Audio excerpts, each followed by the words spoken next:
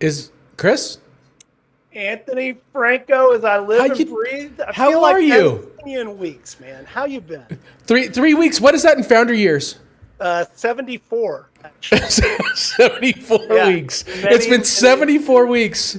How have you been? Give me the highlight of the time that you weren't spending with me. How was the vacation? I understand you went to see a mouse. It was we went to the Disneyland in Southern California. It was great. Enjoyed family. I wish there was something like negative and fun to say, but I just had a great time. You were gone too. I was. I went to Europe, but that's not really the highlight. The week after, when you were gone, I was back. It was a little bit traumatic because I was on the bus and I gave my seat up for a blind lady on the bus, and I lost my job as a bus driver.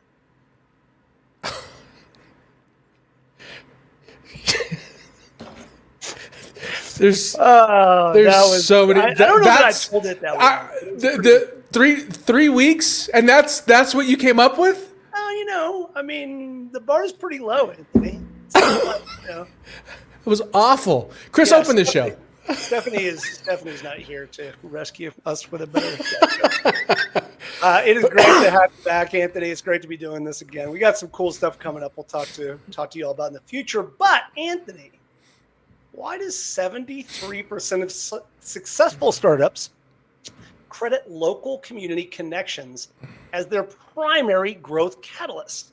Yet most founders spend zero time cultivating neighborhood relationships. Go ahead, just answer that question. No, don't actually. I'm going to finish the hook. So, in 1901, a traveling salesman named King Camp Gillette, what a great name, was struggling to sell his safety razor invention until he partnered with his Boston neighborhood barber, who convinced the other local barbers to stock the product. Within 5 years, Gillette has sold 90 million razor blades. When asked about his success, Gillette famously said, "I didn't need to convince the world.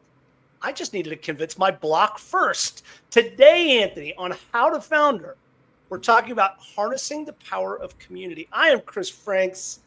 With me once again, the dynamic duo back together, the terrific haired. You're looking coiffed today, Anthony. Very nice hair going today. I got a haircut.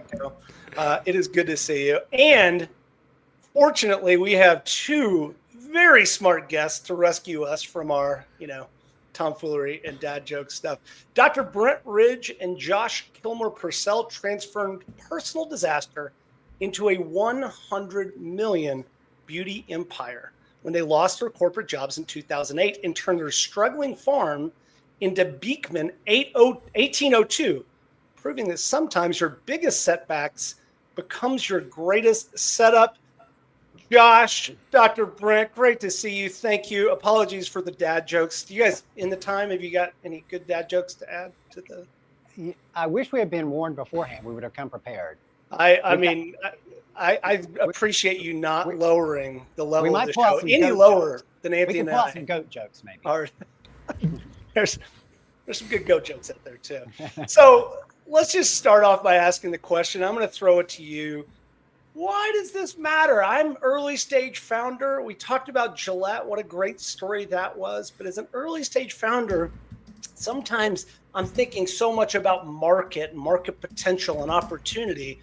Why does harnessing the power of a local community matter? Well, I think, first it's where you get a lot of your research by talking to your neighbors. And I think maybe we should take a step back and say why it mattered to us. And then we'll explain why it should matter to everybody. I mean, it mattered to us because we were like two New York City guys who bought a farm in upstate New York. We lost our jobs in the city during the recession. Brent was a doctor. He worked for Martha Stewart. I was in advertising. And we had just bought this farm. It's like a weekend getaway. And then the recession hit. We lost everything. the only thing we had was this guy who put a letter in our mailbox. His name was Farmer John. He was a neighboring farmer. He lost his farm, and he had 80 goats, and he had nowhere to bring them. And he said, "You have an empty barn. Can I bring my goats?" We said, "Yes." So here we had this huge mortgage on this new farm, no jobs. The only thing we had in the world were 80 goats and a guy we just met called Farmer John. And we literally Googled, what can we do with goat milk? And goat milk soap was the first thing that came up.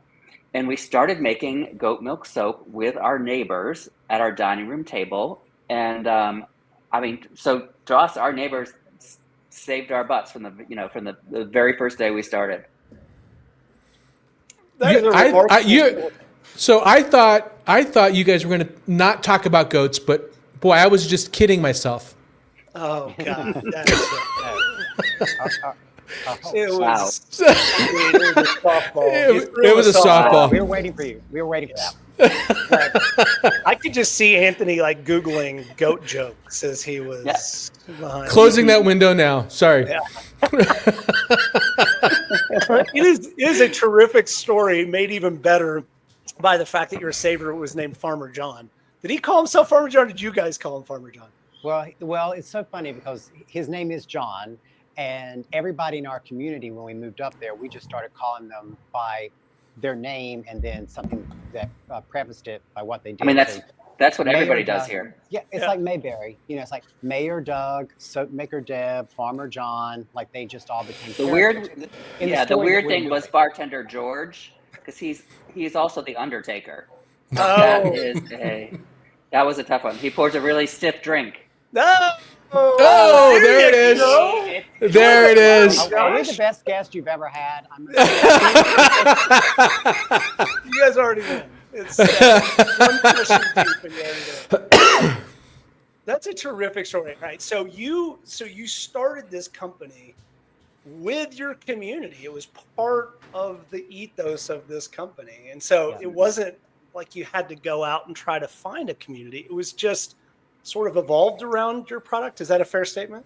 Well, when we first started, we Googled what to make with goat milk. And then the next Google search we did was soap makers in upstate New York. And we found one 10 miles down the road. And she taught us how to make the first bars of soap. We started making the bars of soap. I would travel down to New York City and sell the bars of soap. And I was selling them at a luxury department store in New York City at the time on Fifth Avenue called Henry Bendel. And I was there selling them by hand. As women would come into the shop, I would sell them by hand.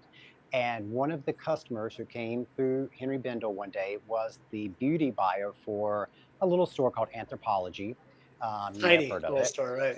Yeah. And they placed our first major order. It was for 52,000 bars of soap.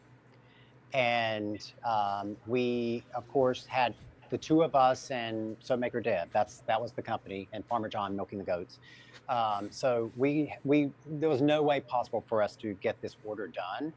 And so we really went to our neighbors in our community and said, hey, we're in a bind. We have no margin on this product because we'd given Anthropology a really sweet deal, right? Because we needed this order.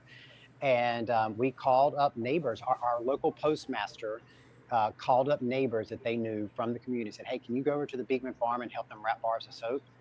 And that's how the company really got its first big order. And I think from that moment on, we truly appreciated the power of neighbors and community. This is a community of 547 people. So it's not like we had a huge number of people to draw on.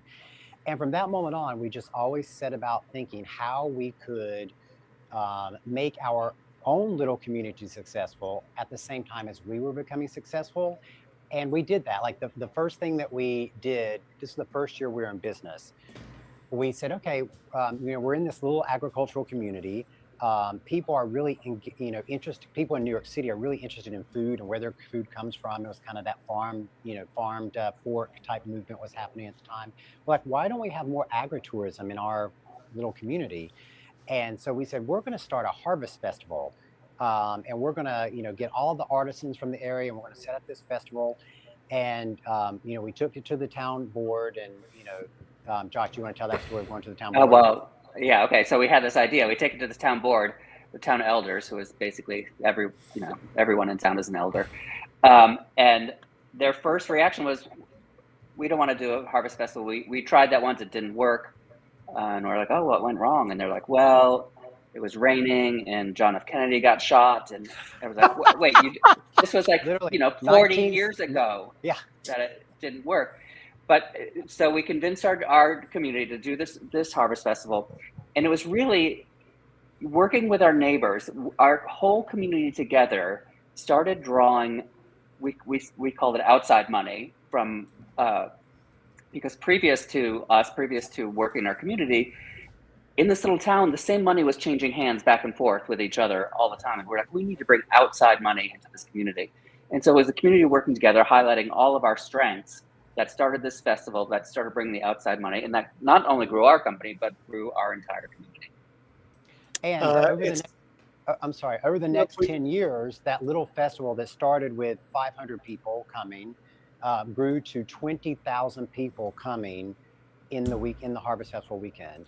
And a lot of the businesses on our little main street, which is half a mile long, would do more revenue in that weekend than they would do the entire rest of the year combined. And which was great for the local economy. I mean, I think over the years, millions of dollars poured into the local economy, and only the pandemic, stopped the festival from happening.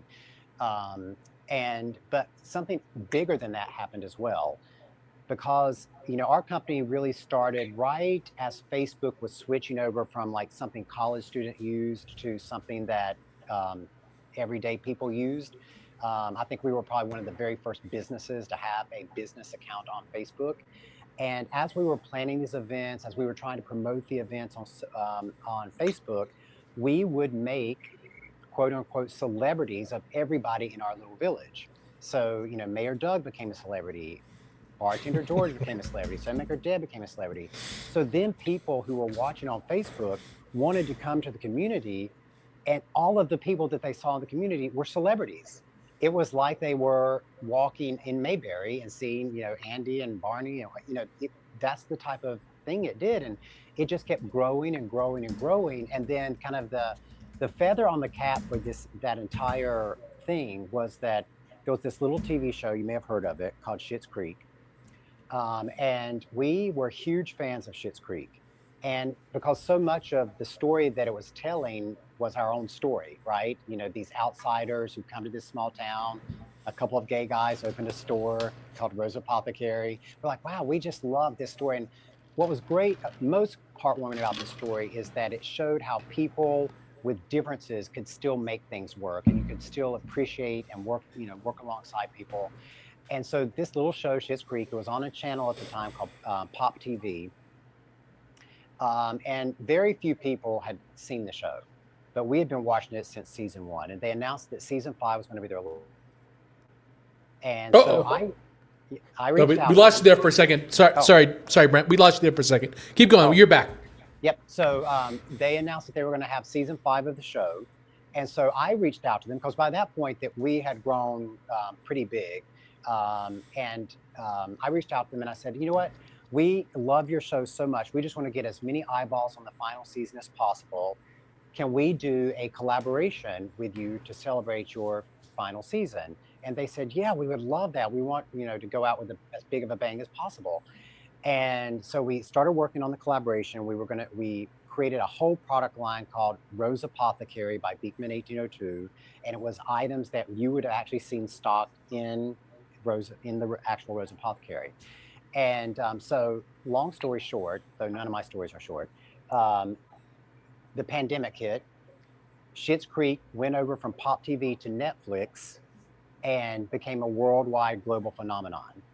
And we had already planned, even before we knew they were going over to Netflix, for the launch of the product collaboration for the 5th season celebration, we were going to reskin our store on Main Street in Sharon Springs to look exactly like the Rose Apothecary as depicted in the show. So this was January 2020 that this partnership's launched. We reskinned the store. Thousands of people came from all over the country to Sharon the world Springs. shut down, right? Like you just did that. And Exactly. And thousands of people came right before the pandemic hit. It was the biggest thing that happened to our town. Then the pandemic hit, shut down everything. But our entire community had made as much money in those first couple months of that year as they would have normally made in the entire year. So that spirit of neighborliness and working together actually saved our community during the pandemic. Holy cow. I mean, you guys have just the most wholesome, like awesome story. Usually when we get founders on, they're like, let me tell you why this sucks. Like, it's really, it's an uplifting story. And I want to, before we get to the how-to, and I want to, transition to that in a second, it just feels like what you were describing is that community is your brand. It's the story that drove the sales of this product. Yes. And in fact, we talked about making these bars of soap around our dining room table with our neighbors. Somewhere in those early days, we started calling all of our customers neighbors, and it stuck. And our customers started calling themselves Beekman neighbors and being part of the Beekman neighborhood. And to this day, when we're on QVC, the minute somebody calls in to talk to us, the first thing we all say to each other is, hi, neighbor, hi, neighbor. So we call ourselves neighbors. Now, I know that sounds cute, sounds like super marketing, like gimmicky and all that. But what it did was not only did it change Beekman 1802 employees' ideas about our customers, it made it less transactional. A customer relationship is transactional. Calling them neighbors, having a neighbor service department, meant that everybody on our team worked a little harder to keep that relationship strong with our customers, with our neighbors. But the better thing was our customers, our neighbors, felt like they were part of our team. So as we grew from this little dining table company that, with this sweet story of upstate New York, and then we grew to be in Target with Anthropologie, QVC, HSN, most small companies have a hard time making that transition. People start saying, oh, you're selling out, you're giving up what makes you special, blah, blah, blah. Our neighbors, our customers felt like they were making it happen. They felt like they were growing the company, the neighborhood was growing. So they took as much success from our success that we never had an issue of like, are we selling out? Are we getting too big for our britches? And I will say that is a lesson for any founders out there or people who are thinking about starting a business. That's how you truly are able to scale, because when you start a business as an entrepreneur, you are the salesperson. And then if you're successful enough at that, then you hire people who become your salesperson. And then if you really are going to have a company that scales, your customers have to become your salespeople. And that's exactly what Josh was describing. Because our community feels like they have been along this journey, they are the neighbors, they are our salespeople. And 10 times better than anything that we've ever done. There's just people talking about the brand in that way. I mean, I want to get to the tactics, but this is one of them. Was that intentional, or was it just one of those happy accidents that kind of evolved? Oh God, no, nothing we do is intentional. I don't buy that for a second. There's so much strategy and diabolical strategy behind this. Like I'm dying to know how you did it. Like the story's amazing, but there's like how Chris, take us to how. Like, yeah, I think it's funny. Give us some tactics that Anthony calls me something different than neighbor when we're not on the air, which is something a little bit, that we can't say on air. But this is exactly the point. So let's get down into the tactics and let's talk about this. So as you were creating this sense, you had a sense that this brand and this product was of and because of the community that you moved to. And that's incredibly compelling and powerful. But it's not just enough to have that. You have to then go tell the story. And then you have to figure out a way to scale that story and stay consistent with that story. And I think to Anthony's point, for us as entrepreneurs and founders, like that is a fascinating, there's tons of pitfalls along that path. And it seems like you sort of avoided that. So take us through some of the tactical choices that you made along that journey. Okay. I mean, I think one of the biggest things we did was right away, we recognized media as marketing. So we were a tiny little company. We had no money to invest in marketing at the time, but we both came from media backgrounds, advertising. Brent came from, Martha Stewart's company. So we knew how powerful media was. So we got ourselves in front of any camera we could find to get that free PR, to get that free marketing. We would, that's why we're on this podcast today. Any camera. Any We're I camera. still at all. doing it. because you're such Still big doing it. fans of Anthony and I. No, But when we had the Harvest Fest, we would drive to every local TV station, every local radio station, talk about ourselves, talk about. Then we Not got just we that, got. we would bake pies for the news anchors Oh God, yep, so that So they they could would have invite us pie while back. we were talking about Harvest Festival. Yeah. yep. We and then as we were doing this local media, we got fortunate enough. We were asked completely serendipitously to if we wanted to start a reality show. So we did a reality TV show for 2 seasons. Not a small network; it wasn't huge. Didn't make our company. It wasn't Kardashian level, but we used that as marketing. That show, one of the fans of that little show, turned out to be the head of CBS television. CBS invited us on The Amazing Race. So we basically media. We saw any chance to get in front and get our story out there as a way. That was our marketing for the first 10 years of our company. All of our marketing was just free earned media. and But I think- tactically, how much did you grow during that time? I mean, you had to be ramping. That up was some- huge. We grew from nothing to. By the time we had finished The Amazing Race, which was about 6 years in, we were we were about $50 million. By the time we finished Amazing Race and started on HSN and QVC, that was our annual revenue was about 50 million. It's just such a remarkable story, Anthony. I just want to toss it to you, like from a founder perspective, what stands out to you about their journey? Because it just seems like it was obviously it's a lot of tactical, working incredibly hard, not scale tactics. This is classically the doing things that don't scale, right? Yes. Yeah. Well, The- can I add just, Please, yeah, no, go ahead. please go ahead. Please. Yeah, because yes, I think we as entrepreneurs took every opportunity that came knocking. Like we said no to nothing, early on. But I think that we never had an ego about anything. Like our whole philosophy, there are kind of two philosophies that have guided our company. I think have been so critical to our success. Is one, we never had an ego. We always made it not about us; it was about someone else. So we are doing this, we're putting this labor in to build our community in Sharon Springs, or we are putting this labor in so that we can hire more people in our community. Like it was always about anything that we were doing was always about helping someone else. And that's still the case. And the other thing is, and kind of the reason that we say our company has two key ingredients, goat milk and kindness, is because everything that we do in our company first starts out with how much kindness will this put out into the world. And that's beyond selling a product. That's beyond anything. Selling a product is a way that we can deliver more kindness out to the world. Doing an interview or doing a new book is a way that we can put more kindness out into the world.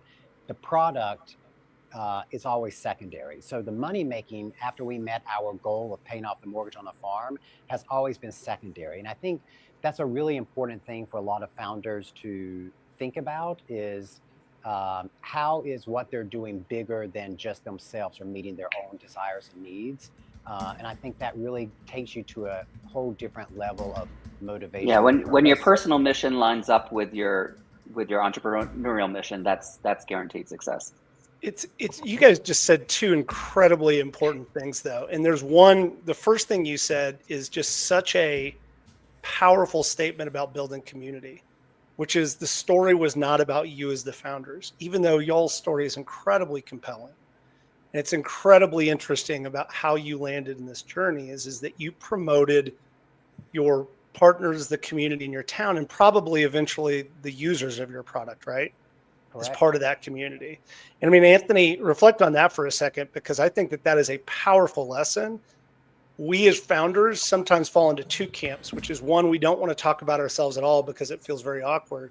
Or then you get the narcissists like Anthony that just love to talk about, I'm just kidding, Anthony. I'm just kidding. But, Well, you're describing me as my wife would. touche. No, I think so. I'm trying to wrap my head around this. the interesting part here, I'm honestly, so I'm still, I'll tell you where I'm caught. I'm caught on this recognized media as marketing, which I really like. And I'm trying to connect that to community. So you guys are doing a lot of things that we talk about. You guys did a lot of things that we talk about on this podcast. Brent, one of the things that you did that most founders wouldn't do is you went out to a small store and sold soap hand to hand. You did the hand to hand combat, which is what most founders just miss. That's part of the job, right? But I really want to connect this. You built a community. There's a piece that's missing, right? You went from selling soap in a store to making your community the hero. Like, there's a lot of tactic in there that I'm missing. Like, how did you do that? What are the things, like, was it, you hear all these, quote thought leaders that talk about the tactics of consistency of voice and making sure you post every Wednesday at 2:00, like whatever those things are. I want some meat on the bone here on the tactics on how you built that community. Yeah. So what Brent said about kindness, that our personal mission was spreading kindness, and how did that become part of our business mission? It turned out by talking about kindness and talking about being neighborly and talking about building a community, there was a lot of people that had that same personal mission, that feel that way in life, that loved what we were doing with our community and spreading kindness and helping people. So those people, like I said earlier, they didn't only become our customers, they became our sales team. So it was them connecting on that same level. They had the same personal mission as we did. So their business mission then began to reflect ours too. And they, the attention that we pay to this day to our neighbors, the birthday cards that we send out, the birthday cards that we get back, all the little things we do, they have the same personal mission as our business mission. That's how it all connected. Well, and I do think, going back to the tactical things of it, these days people talk about, you have to have your social validation and how important reviews are and things like that. And they really are. But back when we first started, that wasn't necessarily the case, or if people weren't really talking about it and then analyze it to the point that it became academic. But, when people would come into our kindness shop, which is what we call our store in Sharon Springs, particularly if they were people coming from far away, which people did because they wanted to see the origin of our company, we would right then get on Facebook, because again, we were a Facebook native company, and say, oh, look, someone just came into the shop in Little Sharon Springs and they're from Idaho. What brought you to Sharon Springs? They became stars. So the community became more of a star for Beekman 1802 than the two of us as founders. And I think that has been really critical, because then everybody then wants to be a star, right? Lots of people want to have some sort of fame or, some sort of notoriety. And we were providing that to people as we were growing our community. And so people really felt like we were providing that for them. And so then when we have Harvest Festival, people would want to come and try to get, the TV cameras were there. They wanted to be on the TV cameras. And, the same, we just try to make everything about the community. When we go to do a book signing, we're always showing, look at all the people who are here in the community. Or when we give a big speech, like we were just doing a big speech at Disney.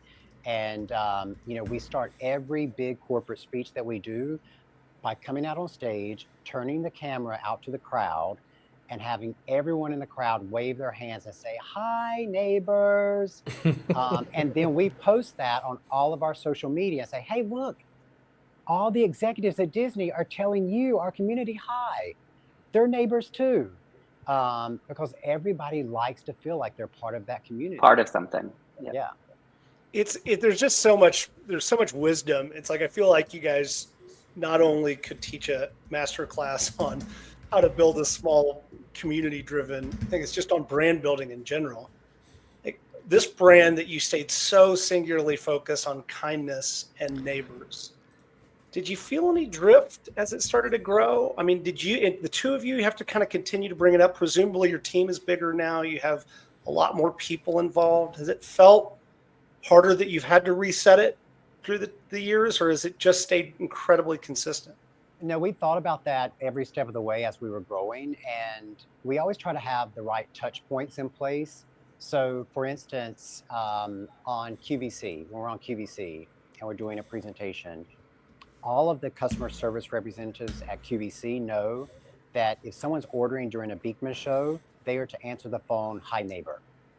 And the same when someone sends an email to our neighbor services, which is what we call customer services, the response is, "Oh, hi, neighbor. How can I help you?" Like that's just ingrained, and so it gives that constant touch point. And then with kindness, as we started to grow the company, and particularly as we started to hire people in different parts of the U.S., we were very concerned. Like, can we maintain this sense of community and this ethos of kindness, even maybe when people aren't so intimately familiar with the farm in Sharon Springs where it all started? And so we had created a kindness curriculum for new hires. It was part of our onboarding manual, kind of like St. Regis does with the hospitality curriculum. And so all of our new hires and who would come in would take the curriculum, and then once a year we would have a kind of brief course to just remind everyone who's already in the company about kindness. And then that became so successful and so beloved among our team members that we actually spun that off into a consumer-facing product. So then people could actually come to Sharon Springs for a full-day immersion into not only all things Beekman, but all things kindness. Like we actually had a kindness curriculum that people would come to experience in Sharon Springs, and then go out and spread kindness in their communities. And then as we started to think, okay, how can we expand this even further? We started working with this company called kindworks.ai. And this was from a researcher who had been studying AI at Oxford long before any of us knew what AI was. And they had developed this program that integrates into your company's either Slack or Outlook systems, which encourages acts of kindness among your team members, and then can monitor both sentiment, morale, and actually productivity if you are someone who's directly tied to a sales figure. And it shows that if someone is more engaged, if they do more acts of kindness during the course of a week, a month, or a quarter, those people actually have higher sales revenue. And so we're always looking for ways like that to use the latest technology, whatever, to make sure that we incorporate this DNA. Yeah, into your question about like has it been difficult as we scale to keep that heart to it? That what Brent said is exactly how we do it. I always talk about killer kindness, competitive kindness, kindness as a business strategy.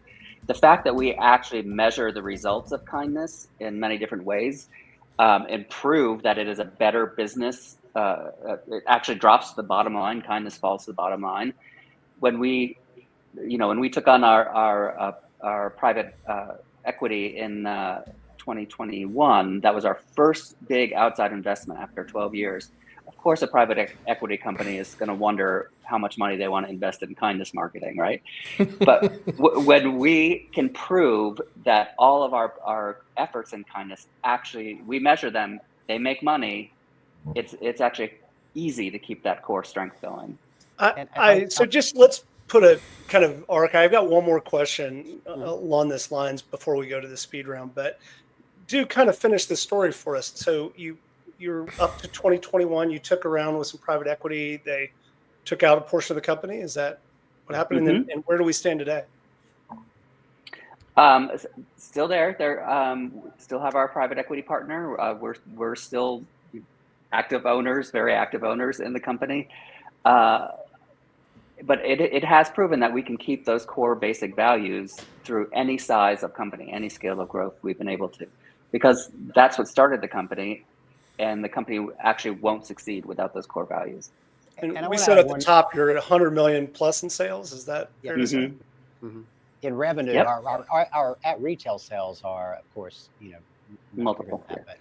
But I want to go back to one other tactical thing that I think is unique to us, and not that other people can't replicate it, but just think about how they how they activate and choose their communities. You know, of course, so much of the beauty industry is driven by social media. And, you know, because our biggest concern is how much kindness we are putting into the world that supersedes how much product we are putting into the world. As we are building our social media influencers, our ambassadors on social media, which are also neighbors, but a whole different kind of thing.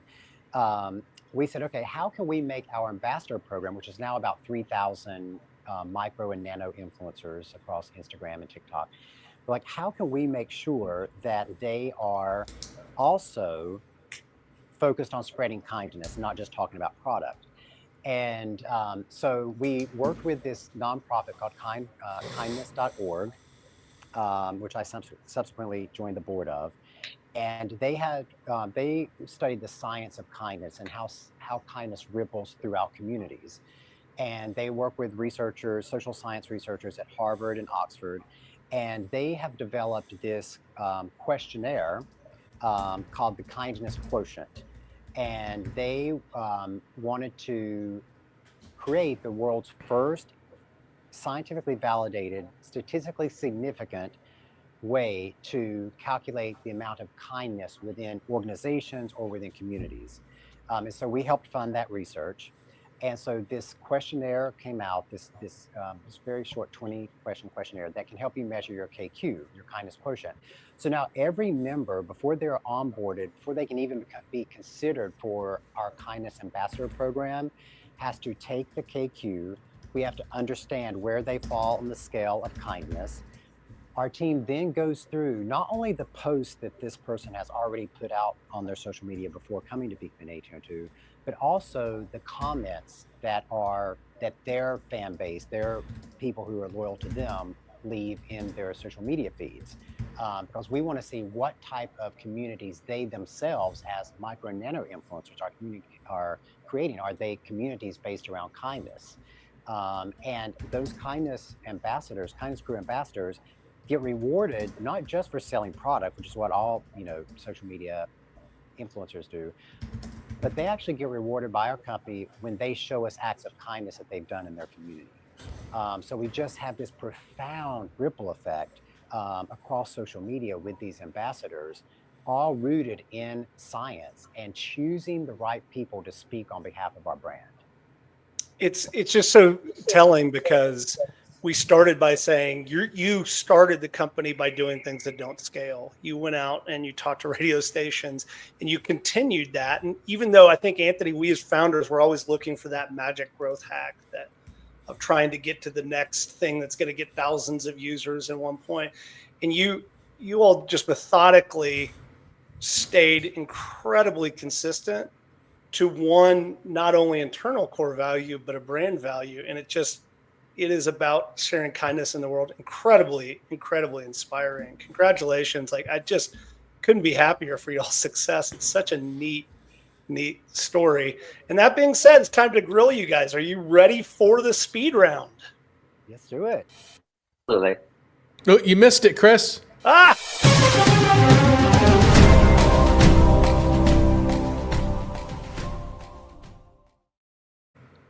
I'll let you decide who gets to answer what question, or you can both Whoever's tell me. fastest. Whoever's fastest. It's the stupidest question. Yeah, right. All right. So, deep local roots or broad national reach, which builds more sustainable competitive advantage? Local roots. Neighborhood referrals or influencer partnerships, which drives customer lifetime value? Neighborhood referrals. Community I'm events or digital marketing, which creates stronger brand loyalty? Ooh, good one. I missed the first part of that question. What was Is it community events or digital marketing? The combination of both. Like, it's both.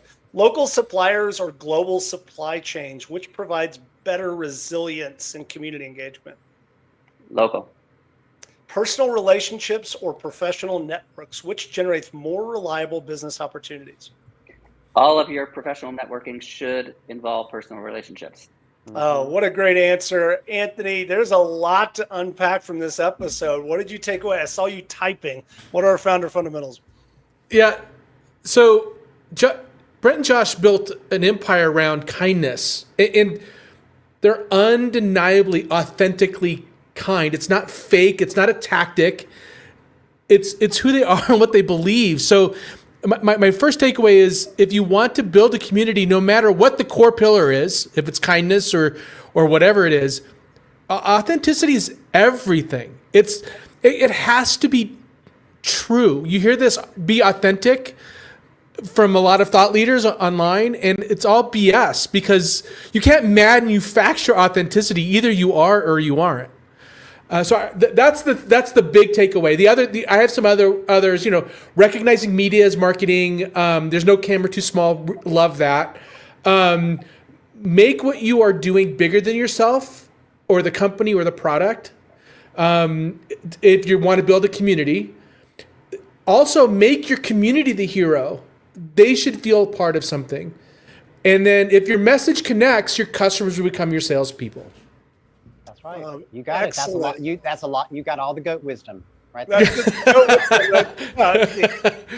I wonder what our authentic brand, besides dad jokes, Anthony. I think probably dad jokes would be the. We are authentic. We authentically care about founders. How's that? That is, there we go. Exactly. That's Deep good. dive recommendations, and of course, we're going to all go buy your guys' book. I'm excited about reading it. But the third place, Ray Oldenburg, Bowling Alone, Robert Putman. There's a great podcast from Reid Hoffman called Building Community-Driven Businesses. Well, let's talk about goat wisdom. Where can we find it? Where can we buy it? Where can we order it? You can find it anywhere books are sold, or right here at this link on Amazon. And it's so funny. I am always thinking very strategically. And when we were first approached about doing a business book by an agent, I said, well, yes, we have a lot of wisdom that we can share from, growing this company over the past 16 years. And I said, but I will only do this book with one publisher. And I said, if Harvard Business Review says they will want that this book is important, then I will spend the time to do this book, because we didn't need to write another book.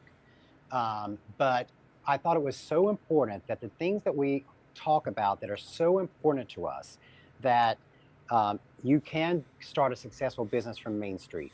You can start a start a very small business in a very small rural part of nowhere and still grow it into a global business. And you can do it by treating people fairly and do it with kindness. And when I said, if Harvard thinks that is valid and they give us the gold stamp of approval that they want to put that in the book, then I will do the book. And that's what became Goat Wisdom. That's an incredible story. Yeah. I think we're going to sell a few books, because I know Anthony and I are going to go buy a copy right now. I already did. Yeah. Dang it. See? That he's typing online.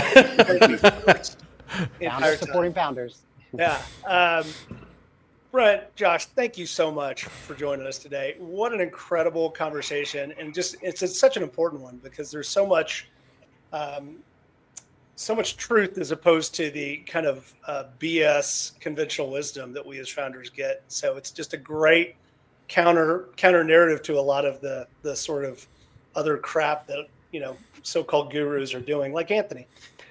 Speaking of Anthony. I will say too, we appreciate what you guys do as well. Yes. Being a founder is not easy. People come through it through all different ways. It's a struggle. It's a struggle to be an entrepreneur. So we appreciate the inspiration that you give to people, and we hope that we can do something similar through this book, because you know why? Mentorship is an act of kindness too. I think that's the one that we could have gone for 2 or 3 hours with this episode, but I wanted to, you guys have such a great story, but I know there was probably sleepless nights and cash flow, all the same stuff that, every single founder goes. So it's oh no. You guys actually set us up great for our next couple of episodes. So on Thursday, we're going to be talking about that exact thing, mentoring, helping. Our duty is helping other founders as founders. And then tomorrow morning, Chris, we're going to be talking about emotional intelligence. I will reiterate with Chris how grateful I am for you guys sharing your wisdom and stories and putting a smile on Chris and on my and Chris's faces. all of those that are listening, thank you again for tuning in. Remember, go follow these guys. Go buy their book, first of all. And then you can follow us at howtofounder.com. And we're also available on YouTube and Spotify and all the others. With that, remember to leave us a review too, please, on Apple. For Chris's sanity, throw a good review for us on Apple Podcasts. Until tomorrow morning, thank you guys. We'll talk to you next time.